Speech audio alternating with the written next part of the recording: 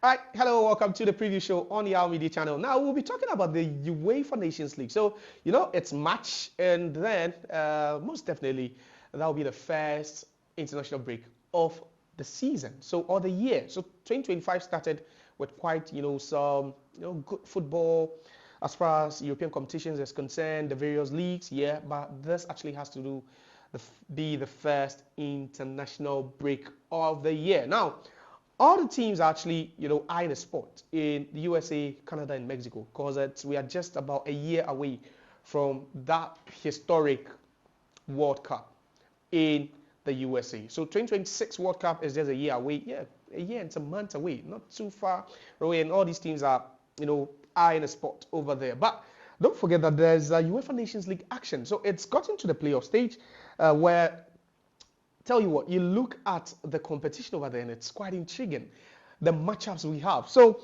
Croatia will be taking on France. This is more of a repetition of the 2018 World Cup finale in Russia. You have Denmark also taking on Portugal. So Cristiano Ronaldo will be in action against Denmark. And then you have Italy, Germany. This is what you want to see. These are the kind of games you would want to, see and witness on any day as far as international football is concerned. And then also there's a big one, L'Orange against the La Roya. So Netherlands taking on Spain, also in the quarterfinal stage of the UEFA Nations League. Big games. Now let's quickly look at the games and take a look at the chances of all these teams. So Croatia hosting France.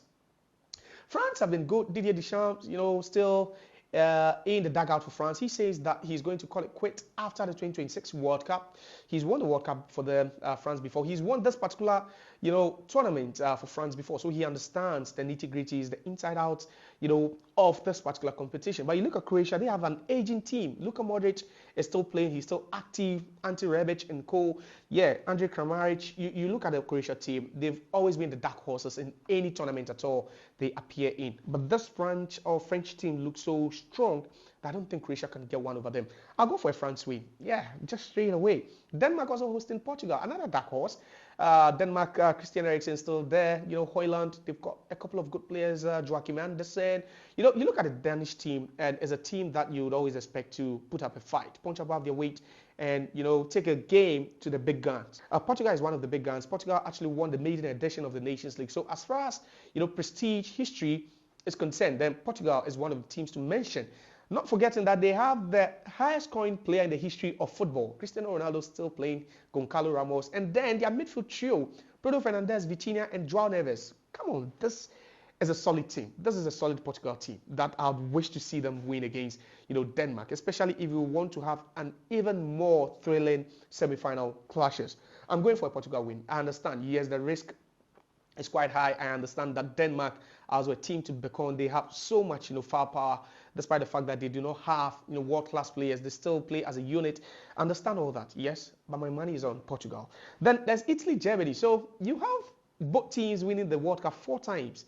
Then you have Italy also winning the Euros, Germany also there. What a game. I'm a bit confused. I don't know which one to go for, but Italy, Germany will always be a cracker. Italy are still rebuilding their team. Don't forget that since Spalletti took over, they've not really been so bright, yes, but they always find a way, to make it through in tournaments. They are very good as far as tournament is concerned. They only care about getting the result, but not about playing the free fluid football. Germany, on the other hand, are also playing well. Nagelsmann still in charge. They have some players returning. It should be a cracker between these two sides. Italy would definitely want to go with a low block, looking at how, they play it. These days, they play some exciting football, but I don't think they have enough, to stop the well-oiled German machine. This German machine, would always be efficient. They would love to score goals. They would want to take the game straight to Italy. Italy would want to defend with a low block, try to hit them on the break. It should be an exciting game filled with goals. Let me say I'd go with the underdogs this time around. Let me go with Italy for this particular one. Now, Netherlands will be taking on Spain. What a game we have on our hands. If Netherlands are hoping to win something, then it should be now. Mind you, they were in the final of the very first ever or the maiden edition of the Nations League. They lost to Portugal, if you'd remember. It was an awful moment for them. There's a team that hasn't really had luck as far as international competitions is concerned. So we've seen luck elude them so many times. You take a look at the 2010 World Cup where they were they were very close to winning the World Cup. for the first time in their history. They flubbed it, and Spain went ahead to win it. So this is also a repetition of the 2010 World Cup finale, similar to the Croatia-France 2018 World Cup finale. This should be a big one. Lamine Yamal, Nico Williams, these are all young guys that gradually, are becoming, the faces of Spanish football.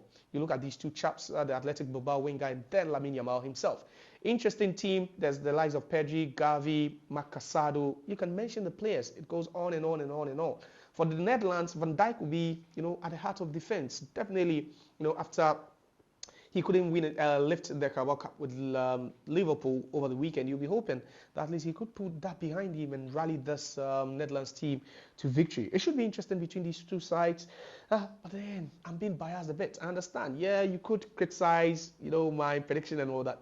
But let me be biased. I'm going for a Netherlands win. So, yes, 4 games coming up in the playoff round of the UEFA Nations League. And that is what we leave you with. So, don't forget to drop your predictions in the comment section. We'll be reading it, hopefully, and we'll see how good you are as far as predictions are concerned.